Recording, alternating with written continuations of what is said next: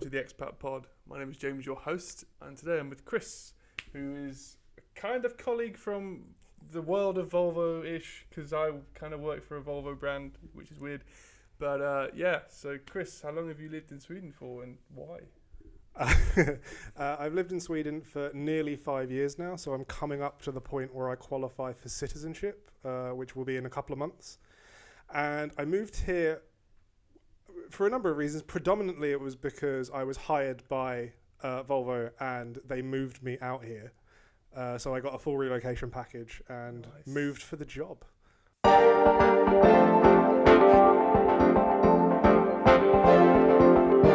Hello and welcome to section 1 of the podcast, all about getting there. So this is where you, as a guest, will kind of talk about how you got to the country you're in, which is Sweden. So what was the reason why you moved? You briefly touched about moving for work, but why were you looking at work in Sweden, or was it just random? It wasn't random. I think probably like a lot of Brits who moved around 5 years ago. There was a slight political reason in which Brexit meant that I would need a work visa if I wanted to come after a certain time. Yep. And I wanted to make the most of my ability to work in Europe while I had the chance. And so I thought I'll try and cash in on the time that I've been working in London, and I'll put out some feelers to certain countries. Specifically, I think I targeted Berlin. Well, cities, obviously. Berlin, Vienna for Austria. I don't know why Vienna. Vienna's beautiful, though. Yeah. Friend from there. Never been there. Oh, no, I've been there at the airport. I've been at the airport a couple of times, but that's it. City's great. Definitely go. That was another one that I thought that would be quite good. And some places in Switzerland, I think there was a couple of jobs going in Switzerland for on running that I had interviews with. And then Sweden as well. Sweden was probably the biggest one for me because I'd been here quite a lot. My mother lives in Stockholm. She moved to Stockholm with her work over a decade ago now. So I've been here a lot. I'd been to Gothenburg once. And I thought it was fine. It was nice. It was a nice city. And so when I started seeing jobs come up in Sweden, I was applying to a lot of them. Mm-hmm. And then finally I got a call back from not my now manager anymore. He stepped down as manager almost immediately after I joined. Is it your fault? I don't believe so.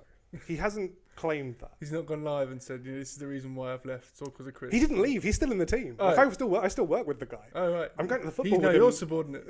No, he's not even my subordinate. I'm going to the football with him in a couple of weeks. Oh, nice. But we did an interview via Skype originally, and then I work in creative, so I have to do creative tests. I have to produce a video and an infographic, portfolio things as well. Yeah, I mean, I had a portfolio website, so they would look at that and see the work, and then they just need proof that I can do those things. So they gave me the access. They just told me to look on the media site and download a load of assets to kind of make a video for a story, which I did. I think that was a completely superfluous thing, just to say they'd done a box ticking exercise. And they used it in the next kind of creative or... No, God, no, it was horrible. The problem was, so I was applying for a lot of jobs, and every one of those jobs required something like that. And I was also working. So, and I would say to everyone, I'm not a big fan of making people work for free, especially on it's illegal, I think, now in the UK, but there was a culture of internships where you didn't pay people, and that was how they got into the industry. Yeah, I think it's very prevalent in America. Yeah, and it's kind of a... you only then attract the candidates that can afford to work for free.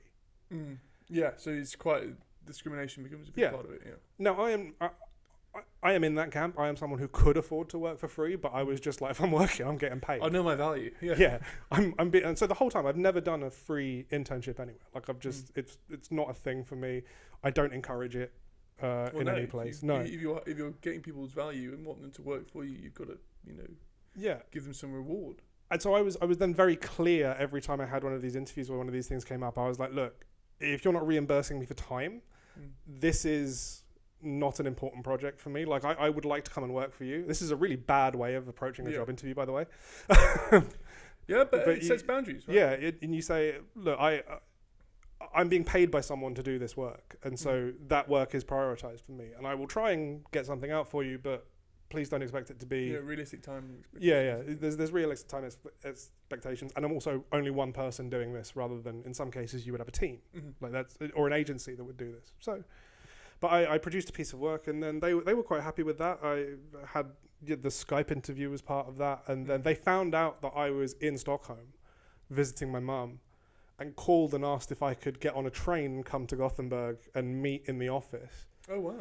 And so then I had what eventually amounted to like a tech knowledge interview, where they had another content producer there asking me just to make sure that I knew what I was talking about, and that I wasn't just lying and getting someone else to make things for me. Well, on Fiverr saying, make this thing for me. Yeah, that would have been a great way to do it. If I think Fiverr wasn't as prevalent back then, but that would have been so much easier. It's a tip for someone who wants to work in the industry. Use Fiverr. ChatGPT and Fiverr. Yeah, outsource. The two, Mid-Journey, it's easy now. Yeah. But so I had a tech shakedown chat, and then before I flew back to the UK from that holiday, I had an offer in my inbox. So it was probably like 2 days between the second interview and the offer. Oh, nice. It's quite a nice little leaving gift. Yeah, and then I had to decide whether I was ready. Yeah. I was like, do I talk to my girlfriend? Do we want to move to Sweden? Do we actually want to do that? And eventually we were like, the opportunity here and the cost of living scenario and the kind of life we could afford here, based on that, was a lot better than we can afford or could afford at the time living in London, even with two. I mean, London is. I was looking at rental prices this week in London, and I mean, I can get a house up north for the same price as a 1-bed studio, not in the centre of London, outside. And like some of the flats are, more than my monthly salary, and I don't get paid badly. I remember seeing a billboard, because I lived in West London. Which contributed to why I had no money. I lived in Chiswick. Bougie, is it? Yeah, I lived in Chiswick. I liked it there. It was very nice. It wasn't too far from where I grew up, and it was a lovely place. It's green. Who doesn't love it? It's like Chiswick. Chiswick, yeah. Exactly. And I saw a billboard go up outside Chiswick Park Tube Station that just said, because BBC Television Centre had recently been converted from the television centre into a block of flats. Oh. And it was advertising studio flats in TV Centre now available, starting at £500,000. And you're like, to buy? Yeah, to buy. But a studio flat in that part of Shepherd's Bush in Wood Lane, like White City, not for $500,000. Right. So looking at what we were being afforded by being able to move out to here, it just made a lot more sense. I mean, yeah, completely. And I guess you can always visit and get an Airbnb.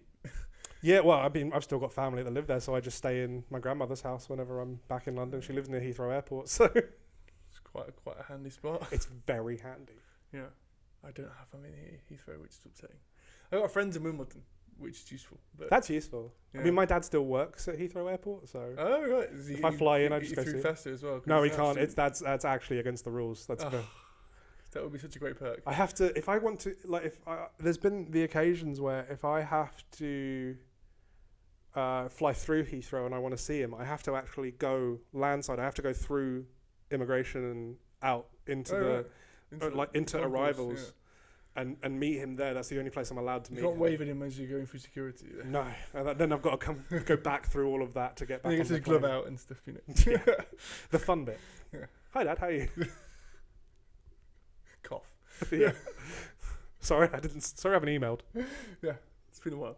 Nice. So we've established why you went to Sweden and somewhat how. But you said you moved with your girlfriend. How was that convincing her to move, or what was her kind of reaction to the news? I mean, she knew I was applying for jobs in Sweden, and she knew that I'd been in job interviews here. So she knew that there was a realistic chance that we would move, and she was excited at the prospect of moving.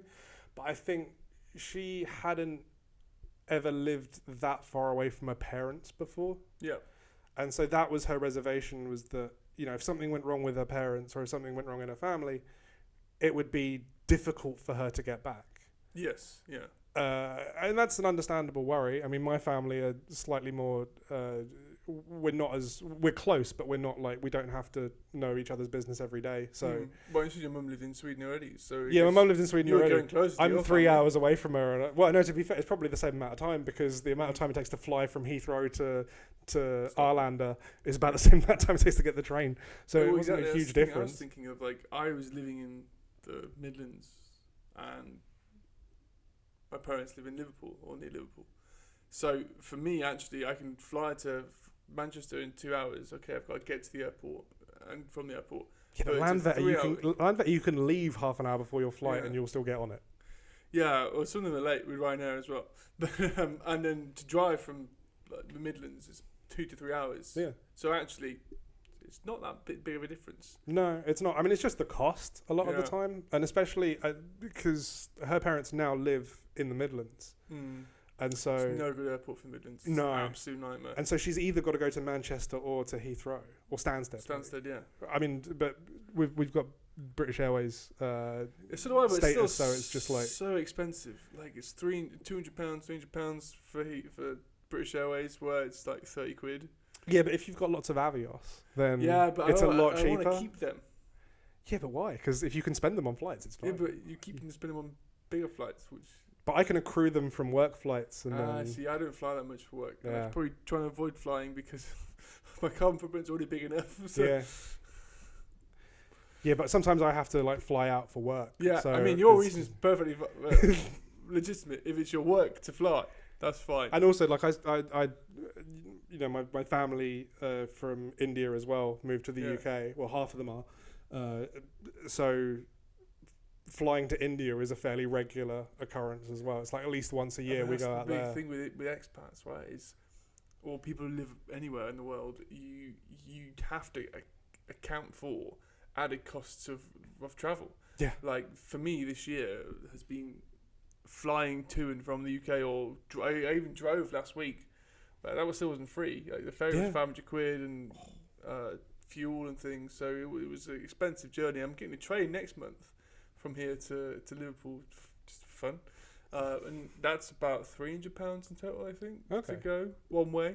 So it's not great, but if you live in the same country as your family or a lot of your friends, then that's not really costs you have to consider. It's like going on holiday, but every month. Yeah, that's how much you're spending. Yeah, we've like for as long as I can remember, we've flown to India. Nearly every year. I mean, the pandemic, obviously we couldn't, but other than that, it's just like there is a trip scheduled to go to India at a certain time, and that's what we do. Nice. Which part of India is it? Chennai, so it's the southeast coast. Oh, is that near Goa? Yeah, south of Goa, I think. Isn't Goa? No, wait, Goa's the other side, isn't it? Isn't Goa like the Ibiza of India? I think Goa. Oh, this is bad. This is bad psychology. Geography. Psychology. And psychology. Geography. It's bad psychology and geography. It's. I think Goa is west. I mean, I've not been, so. So I'm pretty sure it's on the opposite side. So I don't know why I said it was close. Yeah. It's not. I mean, it's close in terms of relative to here. Yeah, probably. Although you say that, I once saw that there was a monsoon hitting the southeast coast of India. And then we looked at how far away it was, and it was like hundreds of kilometers away. You're not saying, it's something hitting the west coast of Europe. Yeah, exactly. Okay, where are you? It's a big I'm in place. Portugal. Okay, that's in Norway. I'm fine. It's a big place. Wow, it's true. Nice. All right, so we've established how you got here. When you first moved, how did you get accommodation? Was it all sorted through work or? Yeah, part of the relocation process was that I did a pre-visit. Me and my girlfriend both did a pre-visit here, and we got driven around by a relocation company and shown 3 flats that they had on their books to rent out. Well, actually, we saw more than 3 in the end. They were only contracted to show us 3, but then they kept telling us, no one chooses from this day. They always find something later. And I was like, that's a bit weird because I can't physically be there. What's the point of your job then? I didn't. I asked the question, but we went to 3 different places. The first one was right in the center of town. Oh, nice. Which was it was a really nice place. It was much bigger than the place we come from. It was like 1.5 times the size, but roughly the same price. But we were told that for here, that's really expensive. It was really overpriced, and we were like, Yeah, but we quite like it. Okay, it's expensive. Yeah, but if you're happier. Yeah, well, this was the thing. So then we saw 2 other places kind of nearer to here on the north, on Hisingen, on the north part of Gothenburg on the island. And they were a lot smaller.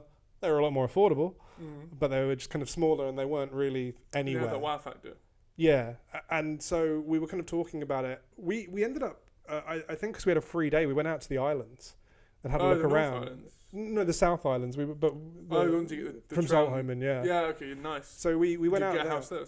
No, oh god, no. Weird commute. It would be. It would be horrible. Helicopter maybe be the easiest way. But we were wandering around, and I remember we were talking about it, and we just said, we every place we've seen, we've compared to that first one in the centre of the city. So that's your benchmark. And that's the benchmark, and it's like it's the same price as our current flat, and I'm earning more. So you're better off still, even though it's expensive relatively to what you have options wise in Gothenburg. It's overpriced for what we should be paying, but if we can guarantee that we're going to be there for a while, and you're happier, and if that's the place that we're happy in, we'll just get that. So we emailed the agent and we're like, "Is it still available?" She said, "Yeah, it's overpriced, but you can still take it." And so like, well, look, we've been comparing every. No, we ended up having to offer more because we were then in competition with someone to get it. So we ended up paying like 500 a month extra, like 500 crowns a month. Okay. Yeah, not pounds. That's about £40 a month. Yeah, about £40 a month. At the time, I think it was closer to 50, but because I think we were only at 11 at that point. Well, yeah, it was 50 euros. Yeah, it was so. Divide by 10 roughly. It's my rule of thumb. Take a bit off. Divide by 10, add a bit. Yeah. Add a bit off. So that was the place we ended up getting, and then we had the same company had moving vans that came to our place in Chiswick on the Friday before we moved. We moved on the Monday. Packed up all our stuff, drove the van and parked it somewhere in Wembley apparently. Because originally what was supposed to happen was there was two different ways that you got stuff across. They would fly a load of you would pack all of the stuff you needed urgently into the like flight case. Yeah. And you had like a certain kilo amount that you were allowed, and they would fly that, and that would be there in a week. So lots of like dairy milk and things. Yeah. All the important things. Jelly babies. Essentials. Yeah, just Greg sausage rolls. The frozen bag of them. Just full chickens from Nando's. Whole chickens from Nando's, just sorted. And then the other stuff would be driven later. Or they said shipped, but... We'll be driven to a ferry and then on a ferry and then... Yeah, what it turned out was because we were in London and the depot was in Wembley, they just parked the van there for a couple of days and then drove it up the next week. Oh, right. Oh, no, actually, it took a bit longer than that. They told us it would take 2 weeks. So we brought a load of suitcases and everything, and we were fine for that time. But we packed everything up on the Friday. The Monday we flew out and arrived, and then I had a week of like settling in and wandering around, and then the next Monday I started work. Now the Thursday of that week when I started work, I got a phone call from the moving agency going, "Hey, yeah, just so you know, the truck's going to be there in 20 minutes." And I'm like, "That's really useful because I'm about an hour away." Yeah. And then thankfully my girlfriend was in, and she said she was very confused when someone with an even more Cockney accent than hers dialed the intercom and was like, "Yeah, got your stuff?" Yeah. And so then they delivered got your swag. Got your swag? Yeah. Sorry, I'm not from London, so I can't do a Cockney accent very well. Do we use swag? Gear. Got your gear. Yeah, again, I'm not one to... My accent is this in Sweden, and then it's very Cockney. What's the British accent? What would you do if you're going home? How would you? If I'm going, I don't. The problem is, it depends on like there was. So when I was working recently in Italy, there was a guy there who I knew who was from London as well, and the longer I talked to him, just the more I descended back into my original accent. Okay. And so now I'm kind of stuck like this most of the time. I mean, it's very RP, so it's fine. Yeah, so I used to do voiceover as well with this accent, with this voice. And then, I mean, my normal accent's probably more like this. Just a lot of drop letters, and it's a bit quicker, and it's a bit harder to follow. And that's the thing I've noticed since I've lived in Sweden. I don't know, I've never really had an accent too specific to a part of the UK. Okay, it's generic northern probably. But then my speech has slowed down quite significantly, because you're you're not speaking to someone who's necessarily English first language or native speaker, so they're not tuned in all the time to English, which means you do end up saying a lot of things slower, a lot of things more simple. I remember when I first moved, I finished with an American accent after the first week because I've been saying, "Oh, I'm going to the city. What's some water?" My girlfriend was like, "There's a T. Say it, please." So annoying. Well, in this conversation, I'm trying my best not to say the word apartment. Because I am now so used to that word. I'm saying vacation every bloody day at the moment. Yeah, well, this is the thing. So when I have friends come over, if I go back to the UK, I think it probably, if I'm back in the UK, it probably helps because I'm around it and the accent kind of devolves and I move back to 2018 me. And you've had a lot of stick for the first day for saying the wrong things. And then you go, okay. To be fair, living in Chiswick with this accent doesn't hurt. Yeah. So, but then when my friends come over and I say, "Oh yeah, I'll meet you at my apartment," and they go, "Call it a flat." Yeah. Your house even. I know it's not even a house; it's a flat. But exactly, they don't tolerate it. So, my place. It's my place. It's fine. Gaff. That's what I need to use. Yeah, I'm a Londoner. Maybe. My gaff. I can't get away with it here. Can't say crib. In the UK, no, I can't say crib. No. This is not MTV in the 2000s. No, it's not, unfortunately. Not anymore. Exhibit isn't going to come and pimp my ride. The golden age of MTV. Jackass. It was all fake, right? Yeah. Nice. Anything else before you... Banking, that's one thing I yeah. wanted to ask you. So, it's quite a random question. When you... Banking, what's your PIN number? Banking. What's your mobile bank ID? Anyway. That's a joke that only people who have been in Sweden will get. Yeah, is what's your bank ID? ID? The OGs. Have you talking about how I struggled to get it? Mine was pretty easy because so my bank account was set up for me before I arrived by the relocation company, and I didn't have my personal number at that point. That made it slightly difficult to get paid, so I could only be paid by check. Oh yeah, like a paper check that I had to go to the bank and like, "Can I put this in, please?" And they're like, "Yeah, sure." And then because when I arrived, it was like 4 to 6 weeks to get your social security number, personal number.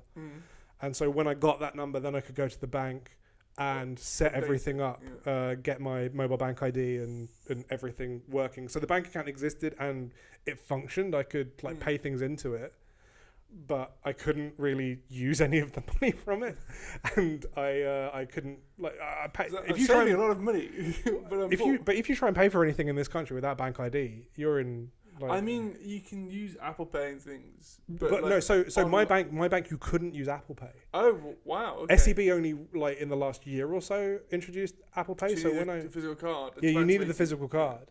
And so what I was doing was I still had all of my savings from the UK and I put them through TransferWise. And I had a TransferWise card.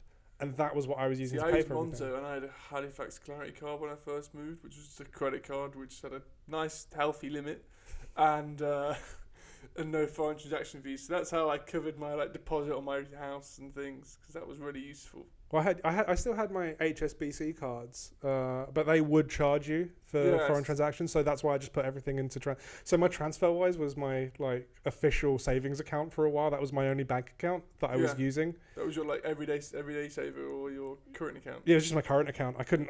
It just had. It had however much I had from the UK. I just emptied my bank accounts from the UK and put it all in there. Just in case fund. Yeah, and it was just so that I could pay for that first month or two where I lived here. Because if I until I had that personal number, I couldn't really do anything here that made any like paying all of my bills and everything. I was just having to pay things via TransferWise and then using TransferWise to send money manually to my landlord. Oh right. So that was the only way I could do everything, and it was some kind of underhand dealings. It seems like it. I mean, there was a paper trail, obviously, for it. You're paying with just Bitcoin next week. That's no. Was it tins of mackerel they use in prison, isn't it? I don't know. Not been to prison. Nor have I. But I watched a lot of documentaries. I mean, I'll take your word for tins of mackerel. Because I think it's like cigarettes. So you go. Snooze to be the new one now. Snooze. Yeah. Oh god, it would be, wouldn't it? It's taken over football. Yeah, I saw that. It was on TIFO or Vox or something. Yeah. Saying about it. It was quite interesting.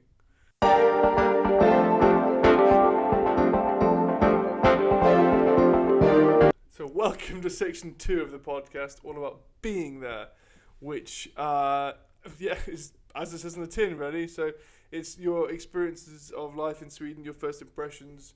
So we'll start with that, actually. What was your first impression of being in Sweden? I know you mentioned you spent some time here before you moved to like view flats, but pretend that didn't happen. Or what was that like? The view. I mean, it was pretty good because we didn't spend a lot of time in each area. We just kind of got a very brief tour of like, this is what this area is, and explained. Weirdly, the way they explained the place we ended up living is, this is where all the Brits end up living. And where is that? Linny. Oh yeah, okay, near Slots. Yeah, exactly. That was the other thing. There was a nice part of town. But this is the thing.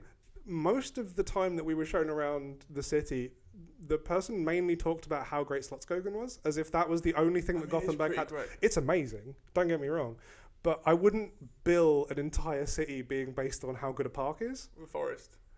It's got. Well, it's called a forest, right? Slots. Yeah. I mean, they described it as the park because I live in the forest now, effectively. So we kind of on our first days we did our full like move in, and then because you're on Linny and Haga, we had a look around Haga because that's a really nice place, and tried to find places to eat or find some nice cafes, and then walked up and down Linny, tried to familiarize ourselves with the different shops that we would need to. I mean, there was a Lidl, which is here pronounced Lidl, obviously, and you get made fun of if you say Lidl. I've never heard someone in Sweden say Lidl. No, nor have I.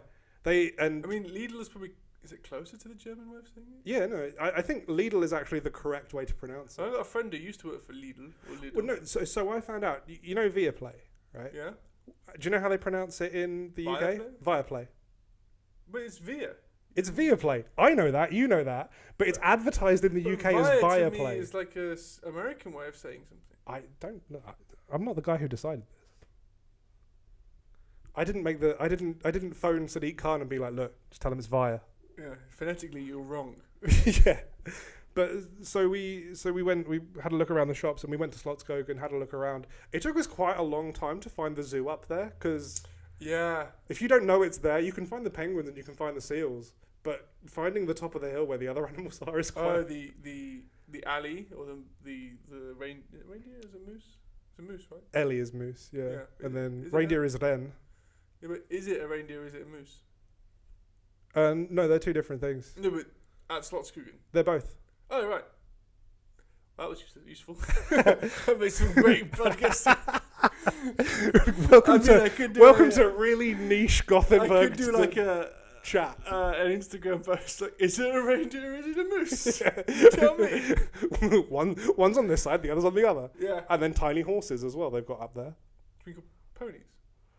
Oh, I've seen the stable bits, but there was nothing there when I went. So. Oh no, because do you know what they keep them immediately behind there, like where the two paths out converge. Oh yeah.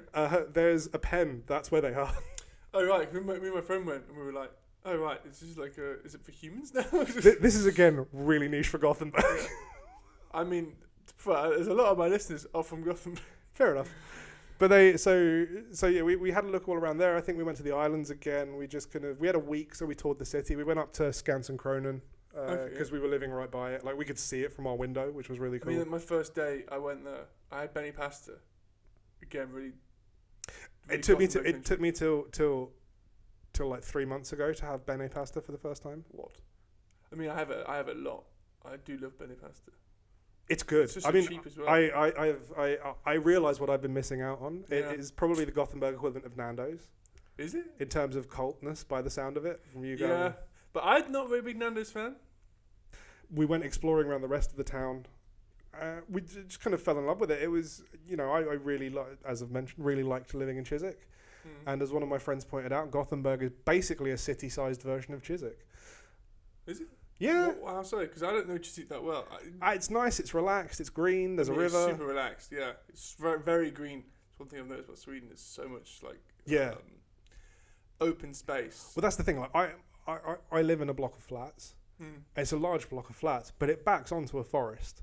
Yeah. And then you can walk straight to a lake. And so the dog walk is really easy. Right? Yeah. I back onto Delhorn effectively.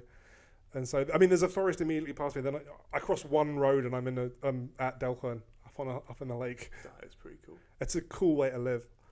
Yeah, I grew up like outside of a city by half an hour, and I had a beach, but that was living quite far away from the city centre. Yeah. You live 10 minutes from the middle of town. I can walk into the centre of town in about half an hour. Yeah. So if I go like watch the football, or if I go watch the ice hockey, I just walk there. It's so much easier. I use Voi, man. It's more fun. The scooters. I don't trust my centre of balance on those things. Bend your knees. True, but I mean, mean, my feet are too big. Yeah, same. Yeah, my girlfriend and I were on the back of one, which is not allowed, but we did it because we was doing one there, and we were trying to get back from Bruce Springsteen the other day, and I was like, scooching forward, and I was like, I feel like I'm going to fall over the front of this. Yeah, well, I mean, I live in the part of London where you can just go on the hill and watch the concert for free. London or London? Oh, London. London. I moved from London to London. Yeah. And then there's some hills up there that you can sit on, and you can actually. So we were sat up there last night for the Springsteen gig. That was the best night as well, right? And then we could see the stage. Just hear it. Just like a 400mm lens, so you can actually zoom in. Yeah, I mean, well, I went up there for Rammstein when they played, and I was like, this is actually a really good place to watch a concert. Yeah, I mean, you should pin that on Google Maps. No, don't. Because the more people that know about it... No, I will pin it on my Google Maps, my personal one. No, even then. There's still too many people there. No one needs to know.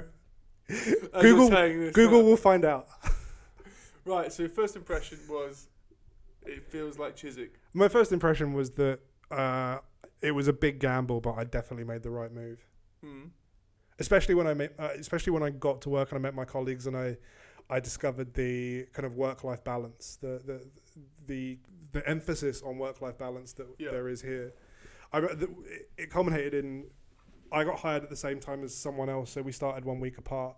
Oh, nice. And so you buddied up, basically. Yeah, but he's Swedish, so he understands the whole culture. But we were sitting in the office. It was about 3 p.m. on like a Thursday, and we had nothing to do. But it's 3 p.m. on a Thursday. You don't go home until 5.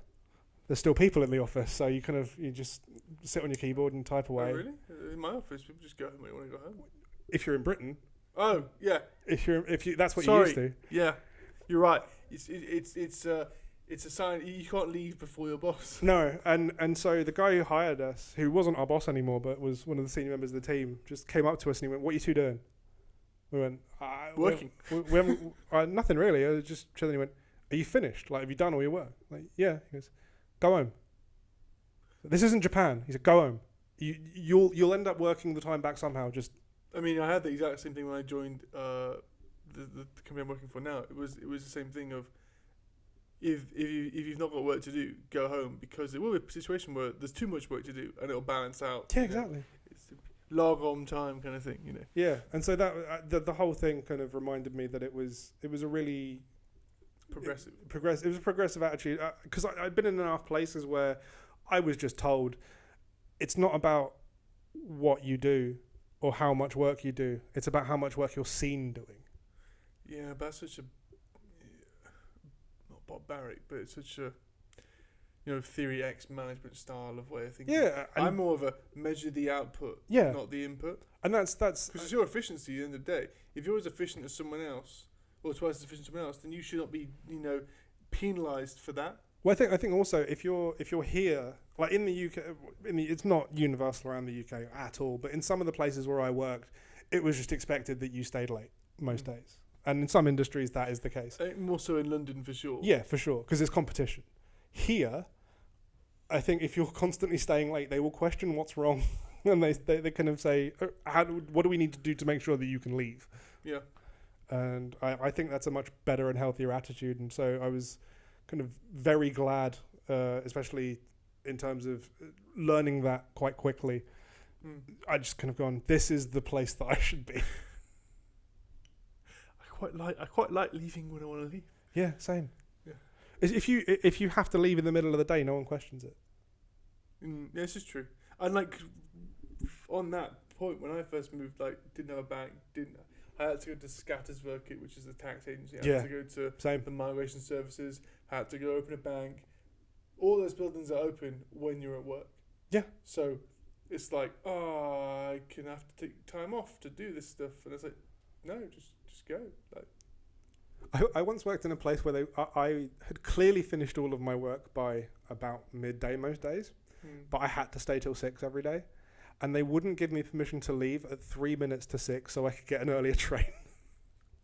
And so that attitude kind of, and just the general work-life balance, and then you kind of outside in life here where it's a lot more emphasis on going out and walking and being healthier and kind of cleaner air and, you know, the friskvård, so you get paid by the company, or the company pays for your mental health, well-being, health and well-being. So that goes towards my gym membership. Yeah, so it pays for like 7 to 8 months of my gym membership. £200 a year, isn't it? Yeah, well, mine I found out just went up by another £80 to £100. What? So I've got an extra like £1,000. So mine's now 3,500, I think. Yeah, mine's 2.5, which I need to use before I leave. Actually. Yeah, because it's quite fun. If you go into any gym on New Year's Eve, it's a queue of people trying to sign up with their friskvård for the last day, trying to make sure that they use it on the last day so that they can pay for the next year of gym membership. Oh, that's quite ingenious. I've been in that queue several times. Yeah. I mean, I use mine for volleyball. It's a good thing though, because I mean, I had a friend who used it to buy vouchers for like massages and sports therapy. Yeah, massages my friend uses his for. And you can use it for like sports equipment if you want to like buy football gear or hockey gear. Yeah, it's anything that's recreational, right? Yeah. Because you get the ride to work scheme in the UK, which is I think the only equivalent that anyone really does, apart from maybe gym discounts for corporate membership. Yeah, I think because I know Jaguar Land Rover have a discount on a gym where I used to live. No, I didn't work for them, but my friends did, and they got discounts. Nice. So back to your being here then in Sweden. So I guess your first impressions are it's basically pretty chill. I think it's everything that I needed in a place to live and a place to work. It's a refresh as well. It was a refresh. I think I'd been living in London for way too long, almost my entire life, effectively, and I was so used to how stressful it was. Like I lost maybe 10 to 15 kilos when I moved here. Oh wow! Just because of like how much easier it was to be healthy. I mean that's a big thing because in your mental health benefits as well, because you're not struggling with say working till late. You can spend time actually cooking food and being with your family, and also unhealthier foods are quite a lot more expensive here. Like meat is definitely way more expensive here than it is in the UK. Yeah, again, I don't have to buy that, so I'm pretty good. But I mean, for me, like for someone who existed off a really unhealthy diet that was like but processed there's a lot meats. of fast food restaurants though. There's a lot, but even then, fast food is still more expensive here than it would be in the UK. Like Max is, you can't get a meal from Max for under about a tenner. I don't think. Yeah, this is true. But Max is for me feels like a good fast food place, like Leon in the UK. Yeah, maybe there's some other thing. But I think Max is probably we can get avocado. True. Well, also Max has really good vegan burgers as well. Yeah, like both. In fact, even I had one before the Bruce Springsteen concert on Monday. But both the plant beef and the crispy chicken thing. Yeah, the crispy chicken thing. They're both really good. Yeah, the plant beef is probably one of my favourite burgers. Nice. Yeah, and it's not bad. It's not bad value, but it's a lot of. I feel Sweden's quite American. Yeah, it's hugely American. Subculture. Yeah, obviously there's a lot of things which are Swedish, like. Well, they moved. They changed work-life driving to the right-hand side of the road because of the American imports on cars. Is that why? Or the left-hand side of the road. Sorry. Yeah, I probably know which side it is because I drive. Mirrored. I drove here. But they switched lanes. The lane switching project was because so many cars were being imported from the US. Right. I just thought it was because to match the rest of Europe, but probably that too. But I think a lot of it was down to the fact that they were importing so many cars from different places. But I mean, if you go into the countryside, it's all like Chevy pickup trucks. Yeah, it's in Volvo as well. You keep seeing. Oh yeah, yeah. It's quite a throwback. If you go up to somewhere like Kungälv in the summer and you just see all of the the bubble 50s cars, the hot rods, it's so nice to see. Cool. Because you don't get those. You don't really get that many classic American cars driving around on British roads for obvious reasons. Yeah. But in the summer cost so here, much to you will run. see them everywhere. Yeah. No, I feel you on that. But also, like, this part of American culture for me is like, there's for Bruce Springsteen, they went mad for him. Yeah. American culture in that way. 7-Eleven is everywhere. Yep. There's like everywhere seems to be like in malls or like strip malls where like they're all grouped together a bit away. There's not like one thing I've noticed in Sweden is there's no like local pub True. or local place to hang out in each neighborhood. Unless you're in the city centre, there's loads of choice. Yeah. As soon as you go to a suburb, there's nothing. Yeah. But I think in the UK, you've always got a local pub, like a fish and chip shop. Yep. Or like a little store, like a cost cutter, or even like a Tesco Metro now or something. It's always a little community inside itself. It's like 20-minute city is what the Edinburgh's trying to be one, right? I think Gothenburg doesn't seem to be like that. Once you go outside of, Central Station, and the further away you go, the less you get that. Yeah, I think everything is when you get into the suburbs, everything's built around the kind of the traditional town square, and then there's not really a bar. It's more there's maybe like a local restaurant. There's a pizza kebab shop, and then there's like an Icanera or something like that, like the equivalent of a Tesco Metro. Yeah, the most expensive one as well, which is always the annoying part of it. So true. And going back to your experience of living in Sweden and like the language, obviously it's interesting, to say the least. It's hard to learn. Like you've been here nearly 5 years. Yes. How is your Swedish? It's okay. It's Det är bra. yeah. They're okay. Okay. Lagom. Lagom. It's not even lagom. I think it's south of that. But it's Malmö. That just make Gothenburg the lagom town then, does it? Pretty much. Yeah. Fair play. When I moved, part of the relocation package was 50 hours of lessons, 1-to-1. That's good. At a private language school. And so I did that, and that was really good. I had the option of making it available to my girlfriend as well as a taxable benefit, which I did. So she got 50 hours at the same school. And then we both applied for SFE, the government course. I think it's a really good thing. That's a great SFE, thing. Because one thing, like a lot of cultures or countries, which I don't know if it does exist in other countries. If it does, please let me know, because I've not lived anywhere else. But in Sweden, if your second language is Swedish, or your first language is obviously something else, then you get free lessons. 500 hours, I think it is.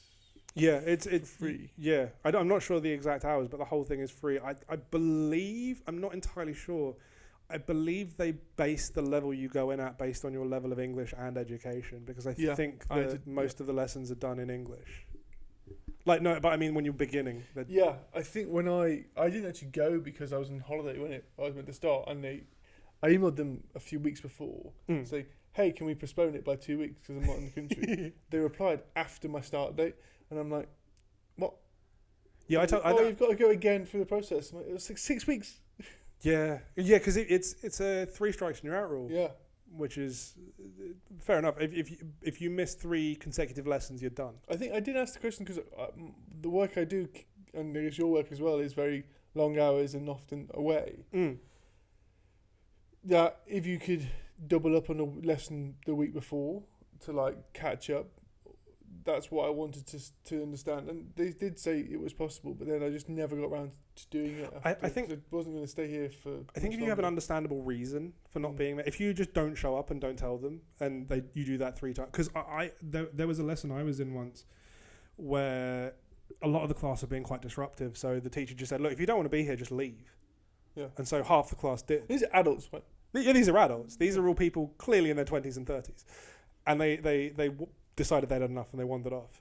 And so what she did is she then retook the register at the end of the class, and anyone who left just got marked as absent. Well, I already have problems voting as it is. So how is voting? It's a good point. It used to be okay. because you could vote by post. Like I can still, you can register for 15 years. Okay. Outside of the UK to vote, and so you can. And so I did. I registered at my old address. Sorry, I've got a cough for a second. It's alright. So you can register your old. I registered at my old address in Chiswick, which is allowed, legal. It's. I'm not doing anything suspicious. This is your last known constituency? Yeah, your last where you were last registered in the UK. That address is what they use to determine your constituency, and you just get a vote by post form sent to you. The same as this. It's the same form that you would get in the UK, and then you just send it back. But it comes to you like a couple of weeks earlier than it would do normally, because even the postal vote form come 2 weeks early. And so it was fine for a lot of the elections. We were very big on voting in our local elections, even when we lived here. Can you vote in Sweden? Not nationally, but locally. Okay. So I can vote in the EU elections and I can vote in the local elections, but I can't vote in the national election. Yeah. Because there's the. You can vote for your council, but you can't vote for your. Yeah, I can vote for the council, but I can't vote for the whichever party I want to be in charge in Sweden. Fair enough, I guess. And that will change once I get my citizenship at the end of this year, hopefully. You're one of my few listeners. It's fine. But yeah, I think that was. The social aspect was probably, I think, the bit that I was expecting to be the hardest. But I found that so much of this place is so similar to what I know. Like, even when we had to leave our original flat and move into a new one, the flat hunting aspect, I was told it's going to be the most difficult thing you've ever done. It's really difficult to find a flat in Sweden. London is not so bad. It was. I had a place within a week. Oh yeah, that's quite quick from what I've heard. Her home queue can be a nightmare. Home queue is a nightmare. Did you get second-hand or first-hand contract? At that time, it was second-hand. I'm now in a first-hand. Good. Which I got by... I basically decided that I was at about 600 days on home queue. That's quite... not many. No, but I'd read enough... There's been enough articles about it that says, at the time, about 2 years ago, 600 days was about the point at which you should start being shortlisted for everything. Or 500 even was. Oh wow! Because now it's got 1,000. Yeah, now it's more than 1,000. It's insane. But it's still better than Bastard, the Boplatz. That's it. Oh really? Yeah, that's. I mean, you're looking at 10 years. Are these ones that, like, when parents have kids, they register the kids on, like, effectively every city in the country? I mean, one of the guys I know, he had 12 and a half years of queue points, and he was still third on the list for his place that he got. But so I had 600 days, and I saw that was when you should be getting listed, and I wasn't. And I thought, okay, I need to re-examine how I'm doing this. And so I looked up, because Sweden runs on introductory letters. Oh yeah, I noticed that. I had to, like, write a reason why I wanted to live there. I work. Yeah, introduce yourself and who are you and what do you do. And so I wrote. I found form letters online in Swedish, and used those to inform my. It's before ChatGPT. I use ChatGPT for a cover letter once. Yeah, don't blame me. I do it all the time. But I did that form thing, and then I did you can get a credit check through home queue and have a job reference. So I had all of those things, and then within about a month, I was starting getting shortlisted for places. Yeah. A friend of mine was saying if you're getting second-hand contracts and you want to use, like, Block-it, which is like Gumtree or Craigslist. I found some very obvious scams on there, and I was scam baiting for a while. I mean, my friend was like, "Don't apply, put your own ad out, and people just come to you, and it makes life so much easier." Well, that's actually how I found the place interim between the place, because I've lived in 3 flats here. So have I. Yeah, and I've done it in like 11 months. But the second place that we lived in, I was applying for places, but they saw my profile on... It wasn't even Hemnet. I think it was one of the other sites. I think it was Samtrig, which only has like 3 or 4 flats in Gothenburg at any one time. But they said super exclusive. Yeah, they saw my ad, or they saw my profile, and they said, "Oh, do you want to have a look at our place?" And I said, "Okay, but I've got like a 3-month out." And they said, "Yeah, it's fine. We'll wait." All right, that's good. I guess it's the importance of a good tenant is very, very useful. Yeah, that's what they were saying they wanted. So that was they were really good as landlords. And then when we moved out, they were really happy. They were just like, oh yeah, 11 months. I think we lived there, and then they were like, yeah, you can move out if you want. All right, that's cool. Yeah, they were really good. They paid back the whole deposit and everything. It was great. But yeah, Cool. Right, on to section 3.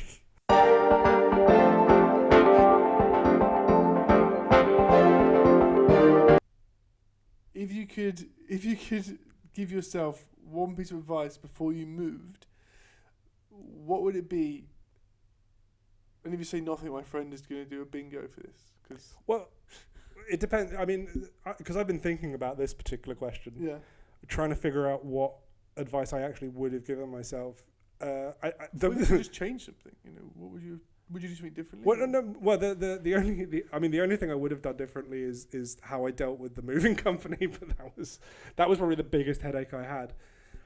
I mean, I don't know.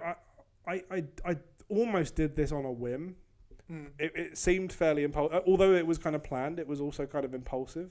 I mean, mine felt very impulsive. I literally moved my stuff home in a Volvo that I borrowed from work last week. I had zero help from moving companies. It was just me with some backpacks and hand luggage. Yeah, mine was impulsive, and then I've kind of just kept with that. Like the way I got my apartment was very impulsive, and I kind of followed that thread. You're alive, right? but also, I mean, my advice would have probably been to have probably tried to do this earlier.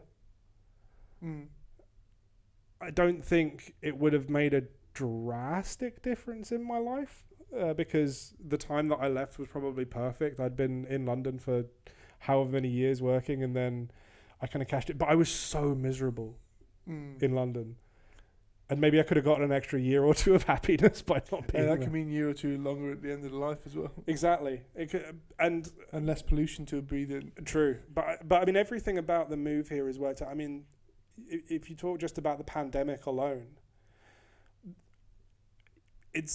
politically it's a bit of a hot topic, but living here during the pandemic was one of the most, I think, it's the most liberated experience I think anyone had of being in a pandemic. Like the office wasn't really closed for that long. It was 3 weeks, I think, officially. Oh, really? That production stopped, and we could still go out. The restaurants were all still open. Was testing a big thing here? Not really. I did one every week in the UK. I did maybe.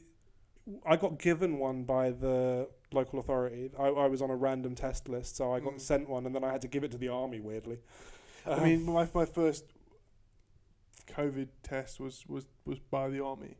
Yeah, which was quite strange, quite scary. But I didn't.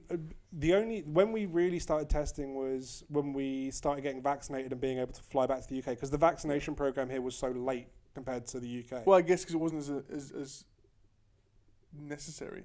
No, but if you wanted to travel, it was real bad. Because also Sweden. So people weren't dying as much. I think a lot of people still were, but I think it wasn't. I don't think the numbers necessarily reflect that the pattern worked, because I think a lot of the people in older care homes kind of got hit quite badly with it. That's the thing. That's why people are so,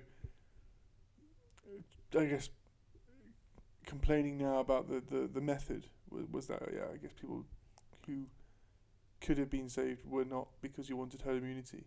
Yeah, exactly. And so I mean, I caught COVID only on the day that I was supposed to have my booster jab, my third jab. So you got double dose. Yeah. So it took me a long time to catch it, and I wasn't being amazingly careful. I mean, I wear my mask on the bus and stuff. I mean, when I came to Sweden August 2021 for work, and I was wearing a mask.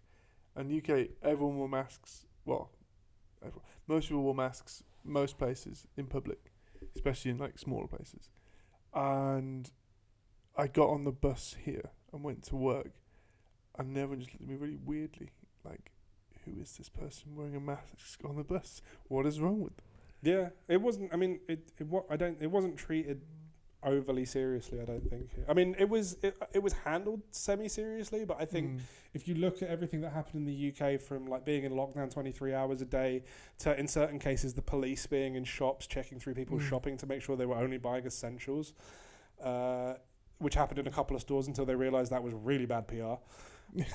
Also, you're getting too close to people. What are you doing that for? Yeah, exactly. I mean, it wasn't until when we wanted to go back to the UK, when we could visit, when everything was starting to open out again, that was when it became very much like, okay, we need to figure out how to get tests.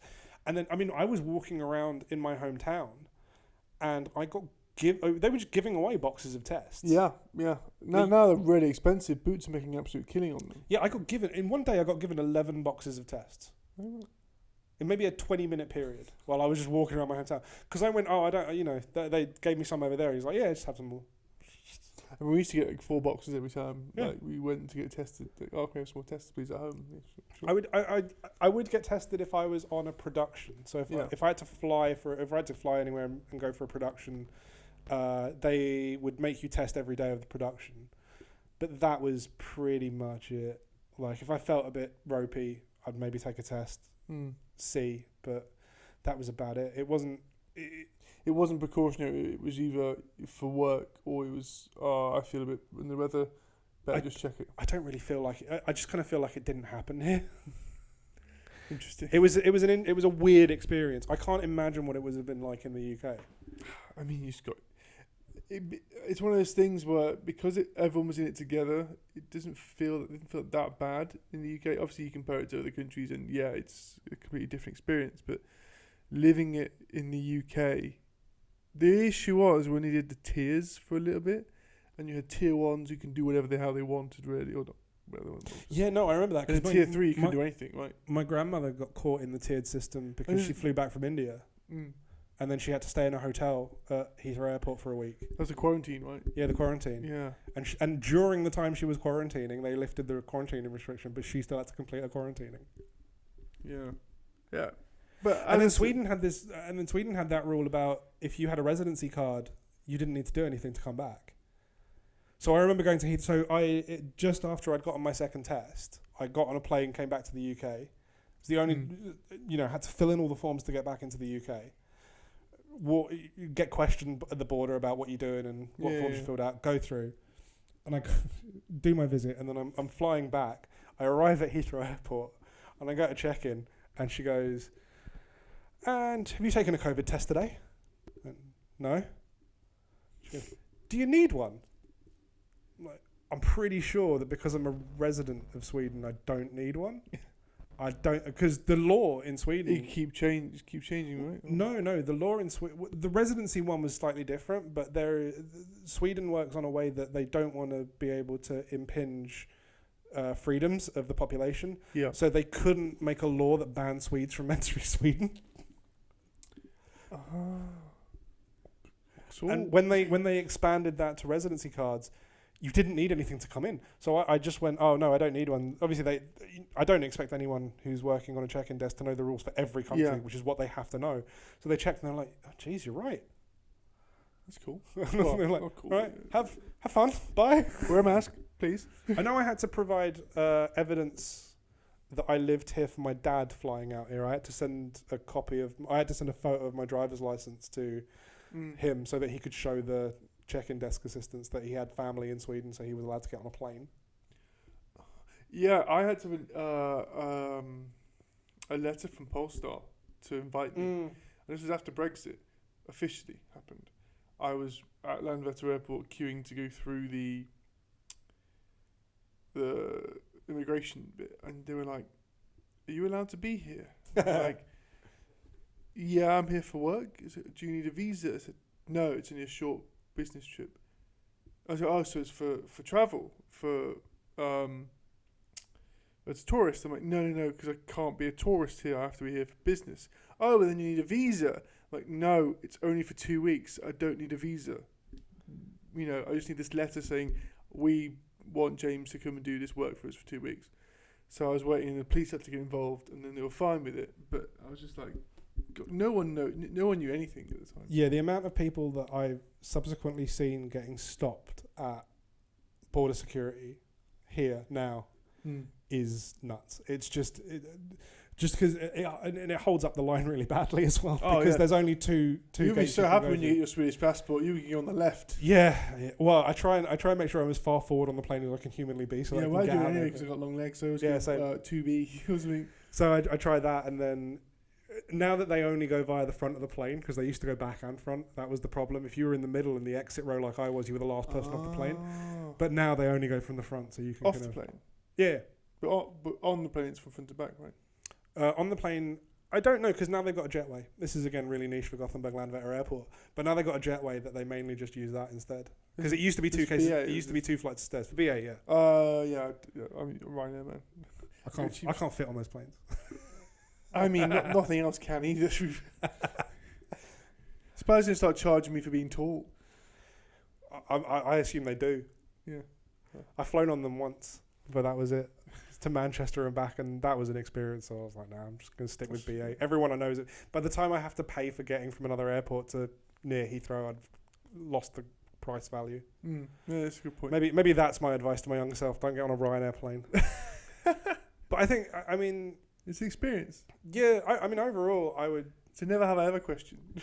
Oh, yeah. Be on a Ryanair plane. Yeah. But I think the main advice would probably have just been to not have kind of delayed leaving the country for so long.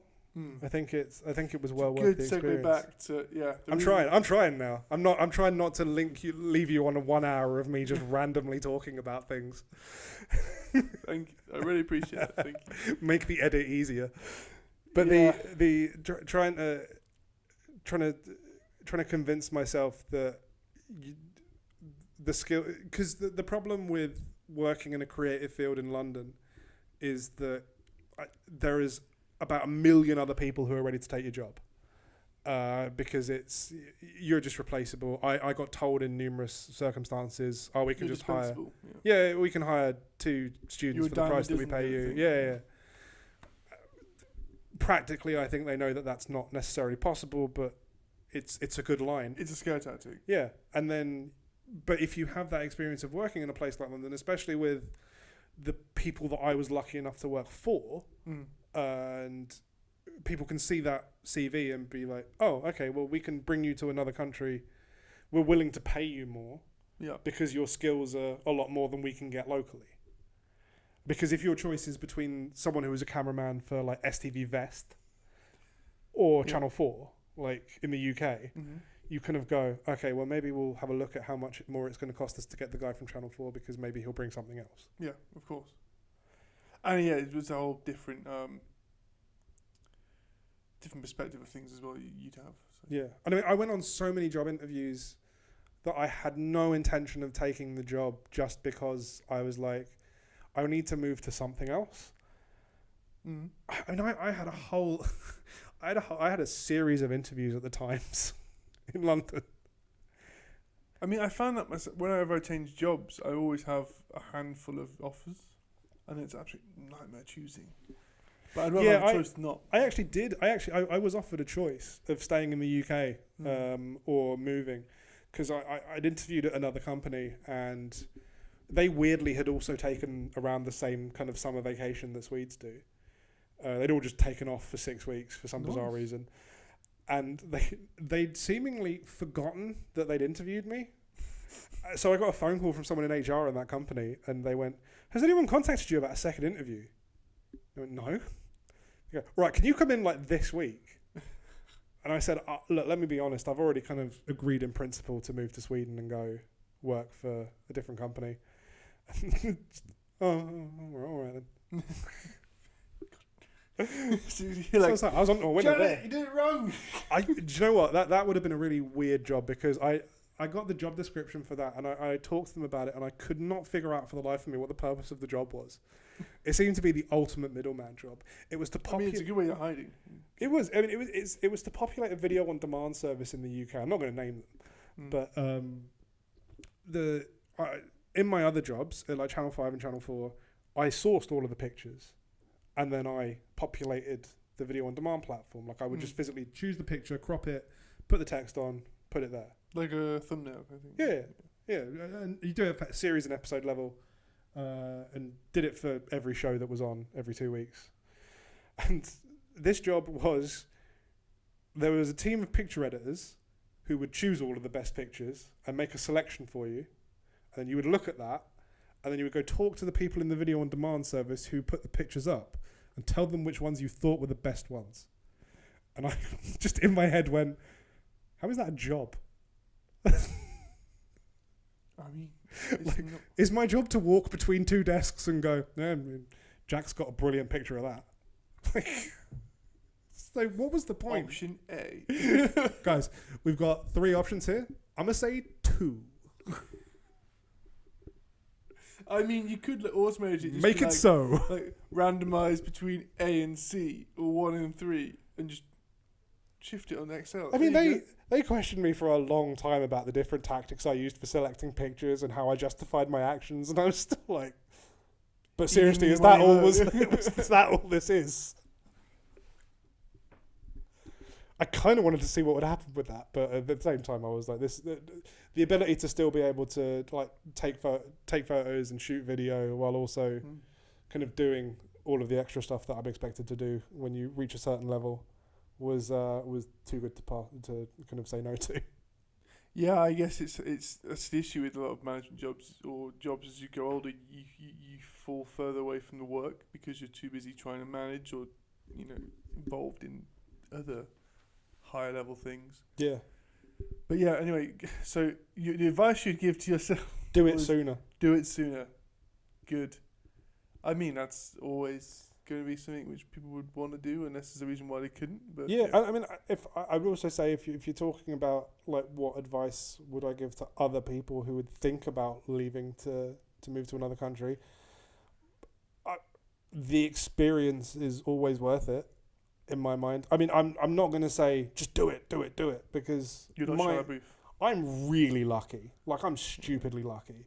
I mean, I feel lucky as well because I was just very annoying in my office. Yeah, so I want to live in Sweden, make it happen, and then COVID happened. Is like, I still want to live in Sweden, by the way, make it happen. Yeah, I mean, I got real lucky with right place, right time. Where I ended up moving to was the right place. The way that I got my first-hand contract apartment was probably the stupidest, luckiest way that anyone can do it. I think I broke every rule of this is a scam, don't do it, and then I ended up with a really nice place. And I've just been stupidly lucky about this whole thing. So I wouldn't say, definitely do it, but if you think You've it's got a tinted view of it. But yeah, I've got a very tinted view of it. And also, I had a support system of my mother was in the country anyway. If it had have all fallen apart and I had to move back to the UK, it's not a huge. You're quite safe. Yeah. Yeah, I'm safe in the way that low risk. I would have the option to start again, and so I wouldn't. With all of those caveats, it's like if you have the opportunity and you think it's the right thing for you, and you think you can make it happen, and maybe you have the right support system in place.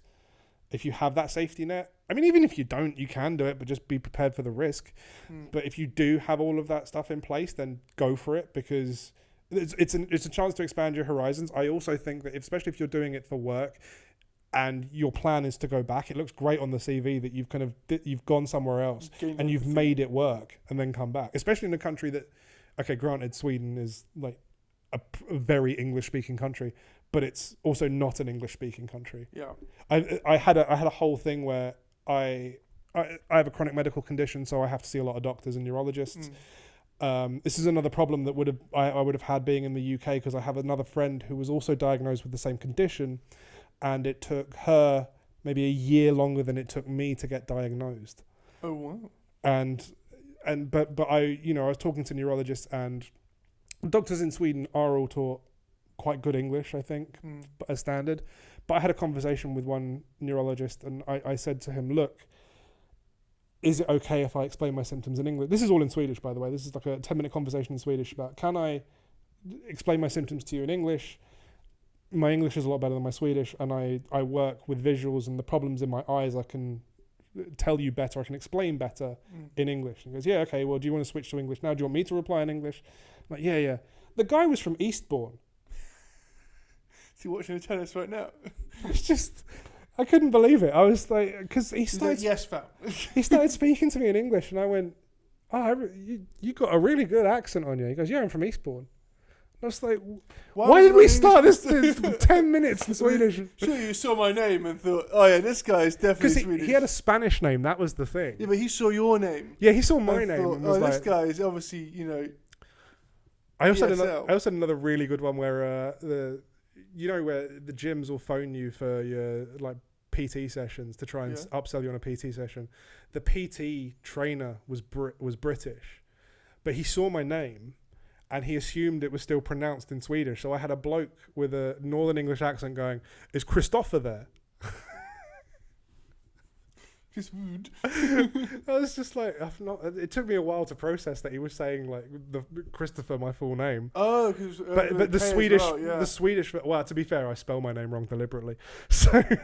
Oh, is it not with? No, my name is like properly English Christopher CH. Yeah. Okay. And so he'd said Christopher, which is the Swedish version of that, and I was just really confused for a second. That's Christopher. I was like, yeah, who's that? That's me. But it was an English accent, which confused me even more. Oh, yeah. Yeah. Was it in Swedish or is he speaking to you in English? He was speaking to me in English because I'd seen him. I knew who he was because I'd seen him around the gym. So I knew exactly who he was. It just took me a second to work out what was going on. Nice. Right, so you're... Do you want me to segue back to the advice again? Yeah, very much. And all three of those scenarios, it's obviously someone who's thought, "Do you know what? I'm going to make it work in Sweden." I mean, yeah, I think it's a very good point. It's more of a statement than it is advice, is that if you can do it, definitely consider it and think of more reasons why you shouldn't than why you should, because you'll always get a lot out of it. Yeah. I mean, there's so many reasons why I wouldn't move, because it's really hard. And it is hard to move, and it's not easy, and there's lots of things that catch you out, and it becomes a situation where you end up, missing home, or it becomes a bit more expensive, or you've got to be alone with yourself a lot more, or you've got to, redefine who you are. But that's also a positive, because you can reinvent yourself. You let go of a lot of the things that you thought you were. Yeah, I've really enjoyed it. I would probably do it again. Yeah, same. I mean, I like you say, I think you reminded me of just how hard it was when I did. Because your mind kind of rose tints the whole thing and goes, "No, it's fine." Yeah, it was that's really a very easy. British thing of you as well. Yeah, and then keep calm and carry on. Yes, it was fine. But I mean, there was a lot of problems. But a flesh wound. Yeah, exactly. There was a lot of problems with it. There was like the moving company. I said they moved us out on the Friday. That was because I phoned them on the Thursday and went, "When are you moving my stuff? Because I'm moving on Monday." Like there was you got to do that chasing. Yeah. Yeah, there was a lot of issues. It's a logistical nightmare, and I was lucky that I had the finance, like the savings that I had to put me through that first couple of months until I got the person number and get everything set up. I kind of forgot how hard it was at those times. And it was probably harder on my girlfriend than it was on me, because I had the benefit of knowing I had the job, and I'm more used to being away from family. And now she is in a strange country. She's got to try and find out where she fits into all of this. I mean, I think with my girlfriend as well, is she came to stay for 6 weeks in October to November. And I would go to work, and she was still working, but remotely. So she didn't see people apart from me. And that was difficult. I think you really do have to make sure there's some other connections or work or social life, which is very, very important. Yeah. And in the winter time, it's even more important to have some kind of social outlet or some kind of outlet to deal with it. In the winter time here, I think it's mainly about, I mean, we're not the most social couple. So but you have each other. We have each other.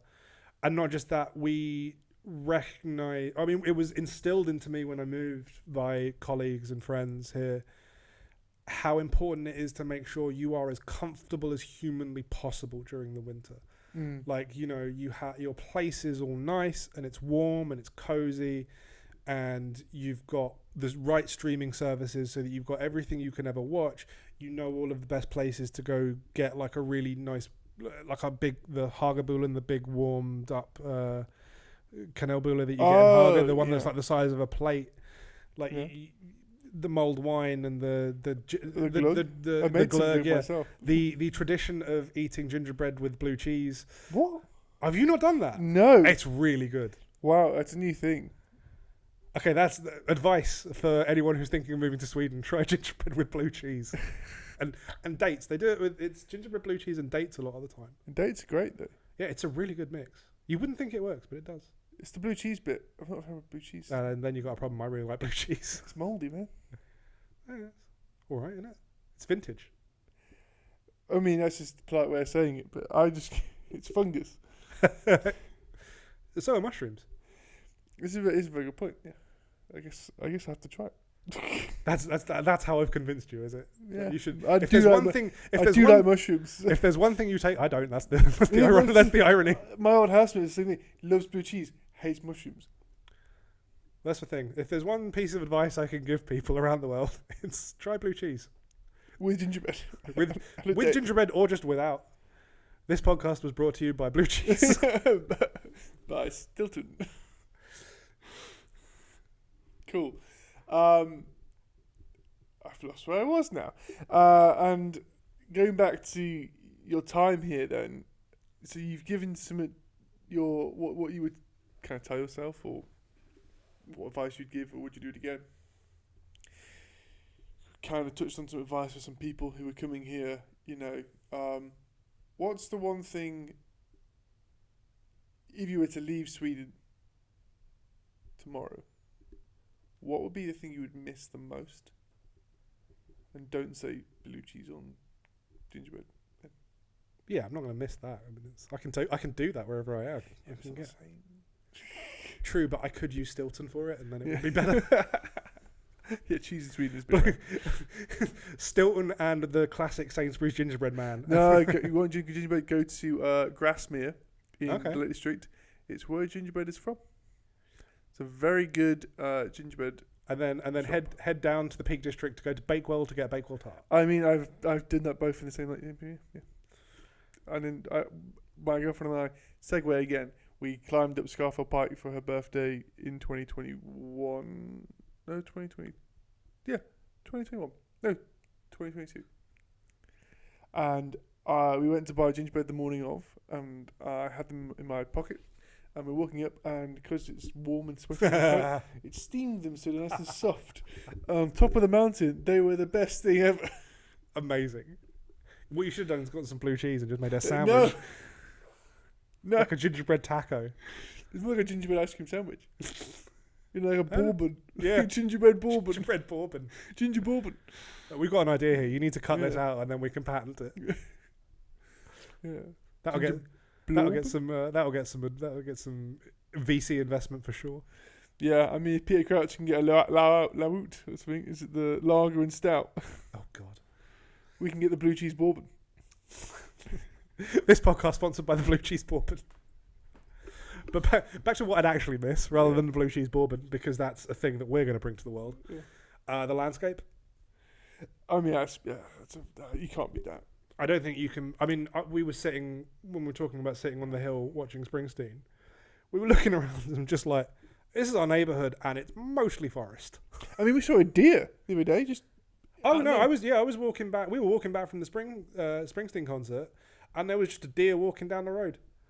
And the amount of wild hares and deers that I see just on my arm. But like when I used to go running through Slotskogen in the mornings, and you would constantly just be seeing deer and hares running around. And they were chasing you, were they? So it was like the opening scene to Lion King. They were waiting for me to just hold something aloft. Your dog. Yeah. Should have just barked at them, to be fair. But I think the closest thing that we really had to nature where I lived was like Kew Gardens in Richmond Park. There was a pigeon. He sold drugs though, so you know. He wore his coats on. My watch. Remember, Alex? Yeah, exactly. The Artful Dodger. Precisely. He had a good gang going. But pigeons start clicking. But we had like we had Richmond Park, we had Kew Gardens, and the whole like Turner's Classic View thing of Richmond, which is really nice. But when you compare it to what we have here, yeah, that's a good point. I mean, like the UK is beautiful. It's got Leicester Street, Peter Street, Cotswolds, Giant's Causeway, all these amazing places all over the UK. But then Sweden just has it everywhere. But that's the thing. Imagine if you had a city of about like 500,000 to 1 million people just bang in the middle of the Lake District. Well, that's like Liverpool. Liverpool's the same size as Gothenburg, I think. Yeah. But you haven't got... You got some parks. You haven't got like a forest in the middle of the city. Yeah, exactly. And it's ridiculous what we have access to here, I think. And I mean also a lot of the culture stuff I'd miss as well, that I think you can't necessarily get in other places. I mean, if I was to say take a job back in the UK, I would try and import quite a lot of the things that I've learned from management here to the UK of kind of there is an enforced break in which you are to eat cake and not talk about work. Yeah, it's like what is it, 9 o'clock and then lunch at 11. I'm not bringing that back. Sorry. Lunch that's at fair 11 enough. is far too early. That is far too... But if you're leaving at 2, it's fine. 2 second fika. True. But so I would bring all that back. The main thing I would probably bring here though is good tea. That's the only thing I'm really missing. Yeah, I'm not a big tea drinker. I don't know if it's a controversial opinion about tea. I don't think you should allow tea bags that have drawstrings on them to be counted as tea. Why? Are you loose leaf only? No, I'm a builder's tea man. Don't let the poshness of the accent fool you. So you're not a tea pigs kind of guy. I believe that PG Tips have reached the pinnacle of tea technology with the pyramid bag. What, on the monkey adverts in Johnny Vegas? Yeah. But Yorkshire tea must be surely up there. Oh no, I mean I bought, when I was back in the UK last time, I bought a bag of I bought the catering size bag of Yorkshire tea and brought it back. I mean, it's the one good thing from Yorkshire. It's not. There's a couple of nice things from I'm Yorkshire. a Lancashire Rose, so I'm allowed to say. Oh no, okay, fair enough. Yeah, no, that makes complete sense. I mean, that's Tetley's, This is very tea-based humour right now. We're British, that's how it works. Yeah. And tea's not even British either. Yeah, but I'm also Indian, so...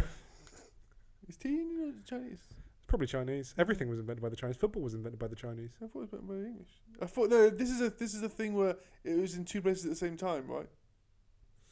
I think the rules for two origins, which... I think the rules for proper association football... Well, it came from the pig's bladder game. Yeah. Yeah, but I think there are... I mean, the Aztecs were hitting balls with their hips through hoops as well. Yeah. That's basketball, right? I don't think you use your hips that much in basketball. True. I think also the hoop was on its side, yeah. I've been to Chichen Itza. I haven't. I remember I was pointed out as I one of the... I remember the Saturday morning cartoon show The Hurricanes, which I think is where I learned that fact. Never heard of that. It was a really weird cartoon about an American soccer team. Okay. And every week they had an adventure that involved them playing a game of football. Oh, right. In one of them, they had to beat a team of Aztecs by scoring a goal through that hoop. Oh, right. That's very educational for you. That was where my education came from. Not the private school or the grammar school. It was that. Oh yeah, that was great. Like Dig It and Live and Kicking and that. No. Do you know? I'm a 90s boy. Yeah, that's the. They now it's Cartoon Network. Yeah, true. But it used to be like Saturday morning on ITV or BBC. You'd have like the overarching show, which was called like Live and Kicking or Dig It, and then they would show. No, we had like Ministry of Mayhem. Yeah, something like that, like Dick and Dom or something like that. But I think ITV's version was licensed by Disney a lot of the time. Dig It was a Disney product, I believe. Oh, right. So it was all Disney shows. That's cool. Wow, we keep segueing away from. Sorry, I'm very good at segueing. For scooters. But ironically, damn, you beat me to it. I was going to say, but ironically, I'm too heavy to ride on a Segway, I found out. Really? Yeah. What's the limit? That's about an SUP that was big enough for me. Yeah, I think, well, I used to be a lot heavier, and I think the limit when we got like a red letter day thing to it was 115 kilos, 118 kilos. Oh, wow. Yeah. I mean, 100. It might have been 120. It was a lot, and I was way over it. I'm too tall for a car. Like if someone's got their car, red light day cars, like 6'3" is often. Oh yeah. What they put down, it's like, oh, so unfair. Right. Do we want to try and segue back to the point of what we were doing? Yeah, I don't think there's much more to add. Like, is there anything else you want to tell people about moving abroad or living abroad apart from the 3 hours of audio recording we've done? Well, it started in 1987 when I was born. The Wolverine origin stories. I was in Nam. I was born at a very early age, and not like Benjamin Button. Yeah, no, true. No, I mean, I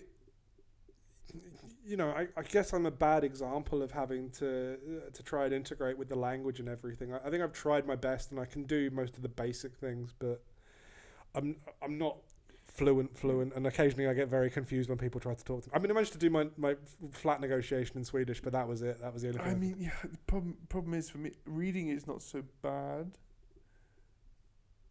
Listening to it, if it's slow, is pretty good, but conversations, because in my head I'm like, I'm gonna say this, you're gonna say that, I'm gonna say this back, and you would say something different, and I'm like, no, I'm not that far ahead yet. It's also made more difficult by regional accents, which I know if you're not as familiar with Swedish can be a lot more difficult, but if you're to pick up on, it's the same way that I think a lot of people can't tell the difference between a lot of the accents in the UK.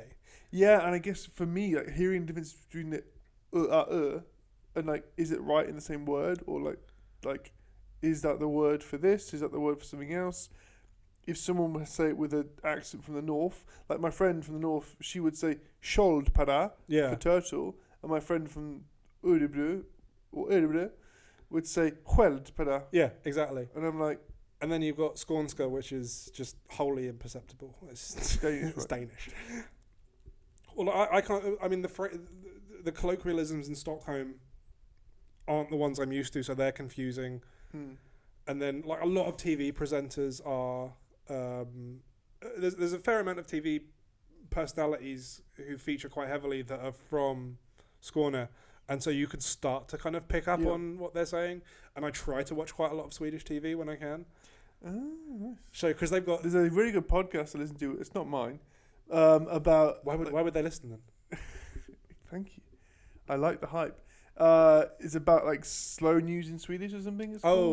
English and Swedish in Swedish news in easy English or easy Swedish. Yeah, I think that's the one. I really butchered that, didn't I? I mean, we can put a link to it. We can give them a shout out. It's fine. And also, the local have a really good podcast as well. But I tend to watch I started by watching shows that I knew the premise of. So First Dates, Tunnelbanan. Because that's just the tube, and I understand that series because I was on it. So Tunnelbanan. Yeah, there's a show about the Stockholm metro system, which is basically the same show as the Tube in the UK. I'd never watched the Tube in the UK. I'd never even heard of it. Yeah, it was on the BBC. Then it moved. Is it like a regional extra thing in like London only? Because no, it's just one of those. Like, where's it the Merseyrail equivalent? You remember Airport when that the TV show like Airline. now they were from Luton. No, they had Airline, but BBC had a show called Airport, which was just Heathrow to start with, and it was only Heathrow, and then now it's on ITV called Britain's Busiest Airport. Oh yeah, got you. It's the same thing and Airline, but for the Tube. And so there's a Swedish version of that. It mainly follows the security guards in the Stockholm metro, so it's mainly just about I think they famously also had a clip where, because they're very big on privacy, they censor everyone's faces and they disguise their voices. They did it to a duck. There's a duck. What's a voice like? Well, they blurred the duck's face. The bill. Yeah, they just put a few like a big blur on it. It was amazing. Or Daffy. But so because I understood the premise of that show, I watched that at what First was the duck saying? I didn't understand his accent. I think it was from Denmark. It wasn't cracking you up there. And then Taskmaster, the Swedish version of Taskmaster. Oh, that would be great. I do love Taskmaster. The Swedish version has a bit of there's a weird difference where they have a guest person every week. Like there's what's the point of that? I don't know. So they have like 4 regulars and then 1 guest every week. How does it tally up at the end of the series? Well, it's only between the 4 people, but it's the guest can still win the episode, but not the series. But have they filmed all the extra tasks outside the filming then? Or? No, they filmed at the same time, seeming because they all of the filming dates are different. Yeah.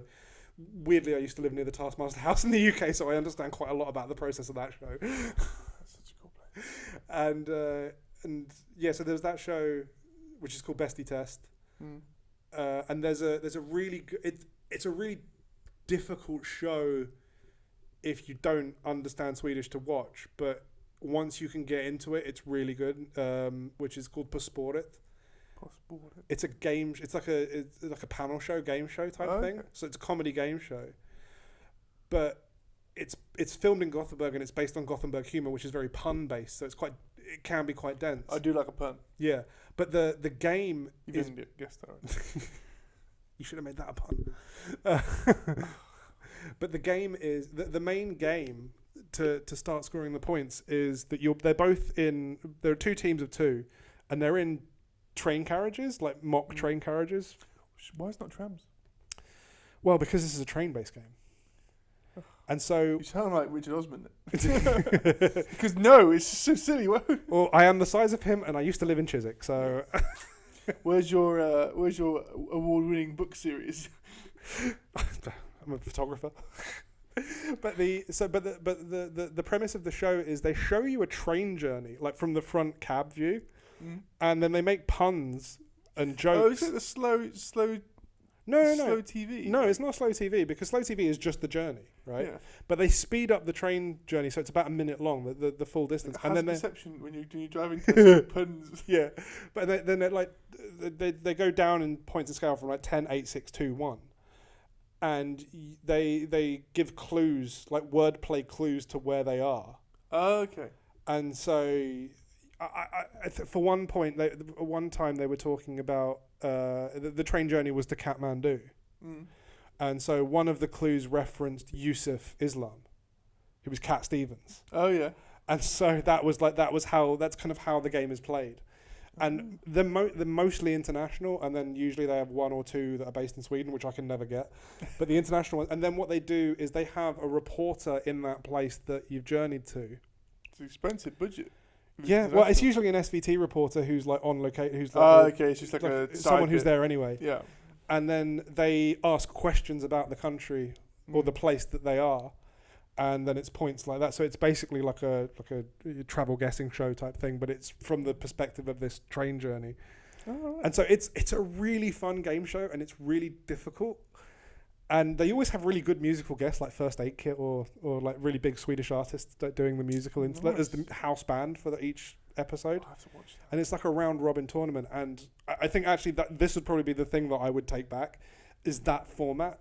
Because I think we export a lot of formats from the UK. Yeah, it's a format that I don't think is done anywhere else, and I'm not sure would necessarily work. Do you still have some contacts? I do. I don't know many commissioners. I know an actor, my girlfriend. I know some producers, so I could maybe. But it's a good fun show, and especially if you're trying to learn Swedish, you can probably get it on that SVT Språkplay thing where it will show you the words and everything. But yeah, I need the subtitles for sure. Yeah, that helps for sure. I still can't get away without subtitles a lot of the time. I mean, yeah. One thing that really caught me out is this is the end of a segue, I guess. When I went to the cinema, we watched Bullet Train, and that film has 3 languages in it. It's obviously English, Spanish, and Japanese. And we were watching it, and we're like, oh, all the English bits had Swedish subtitles. Oh, that's fine. As soon as Spanish went on, still Swedish subtitles. I had the same problem with Lion. We missed loads of the film. Japanese, still subtitles. Yeah, I had the exact same problem with Lion, because we went to watch that. It was before I moved here. We went to watch that in the cinema. I did not realise how much of that film was not in English. So I missed some key plot points from that film, but I think you can work it out from what work it out from context. Yeah, exactly. But yeah, I mean that's there are cinemas here that do specific English subtitled nights as well, which is useful. Okay. Only on like a Tuesday or something like that. Like a 2 for Tuesday. No, Like that's an not. Orange Tuesday. It's 99 crowns. That's it. It's just you go in. That's not a bad price. It's not. I mean that's the price you get it from the work discount as well. Your work discount? Benefit. Have cinema tickets. I didn't realise that. I've been spending a lot of money on cinema tickets. And it will give you a discount for the IMAX as well. Is this the one in near Bergen. Yeah. Again, very specific knowledge for Gothenburg. Very specific knowledge. And You said most people listen are in Gothenburg. So yeah, because I'm telling them to listen to it. When I move somewhere else, I'm like, hey, listen to it. you need here's a map to everything you need to know. Here are all of the specific references we make. Here's a glossary. Here's the show notes. Here are the things you need to know about. It's all time stamped. These are the specific references we make. I want shout outs from all these companies on Now that's your Patreon content. Is the explanations for all of the inside jokes. Or the full length of this recording. I mean, I don't know how much you want to charge for that, because that's a lot of content you can get out. People can probably sleep. I might put this as 3 different podcasts. I apologise if you have to do that. That's right. It makes it easier for me. Part 1 on a Monday. Part 2 on a Wednesday. I tried asking this man a question and he just kept talking for an hour. About something else. Right. He went on about being a YouTuber for like 15 minutes. On that note, thank you for coming. Thank you for having me, and I'm very sorry for how long this went on. It's alright. It's fine. It's I hope it sounds good at least. Yeah. It's. By the way, I'm trying out a new microphone. If you hadn't guessed, hopefully you hadn't guessed, and my audio was just amazing beforehand. But I know it wasn't. But yeah, trying out a new audio system, which is an improvement to what I had before or have currently. So hopefully it's an improvement, and yeah, we'll see you next time. Thank you for having me.